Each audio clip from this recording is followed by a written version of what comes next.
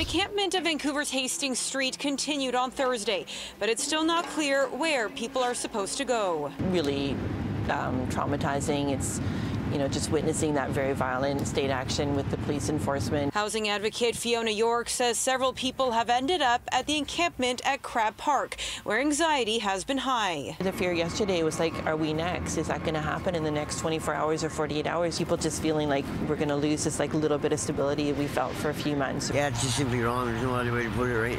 And that's just, we're all down here, we're freaking, right? We're nervous. The city of Vancouver, with the help of the Vancouver Police Department, started clearing Hastings Street on Wednesday morning.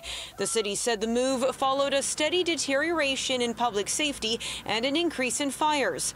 The city says as of Thursday afternoon, 10 people have accepted housing in local shelters. The reality is that there isn't somewhere else for individuals to go. Nicole Mucci with the Union Gospel Mission says Wednesday night their roughly 100 beds were spoken for 5 minutes after intake began. It is a really difficult scenario that we're seeing our community members placed in right now. Nobody is winning in this situation. Everyone's losing. People are losing their homes.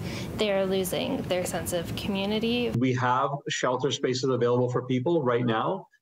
Those that need it from the Hastings encampment can access the shelter spaces. Andrew Hirschpold, who used to live in shelters and Crab Park, questions the quality of the places being offered. The housing, if they're offering anything, is probably inadequate or unhealthy, hazardous, etc. I left shelters for anything else, in a way. The housing minister insists shelter spaces are better than living on the sidewalk on Hastings Street, adding 95 newly renovated SROs are set to become available in the coming days. Our plan is to move people in the shelters, do the assessment to see what the best needs are for them. We do the assessment and then we move them into other housing that we're either purchasing or renovating. People are kind of voting with their feet. If they're not going to a space that may or may not be open or is said to be open, there's a reason for that. In Vancouver, Monika Gul, City News.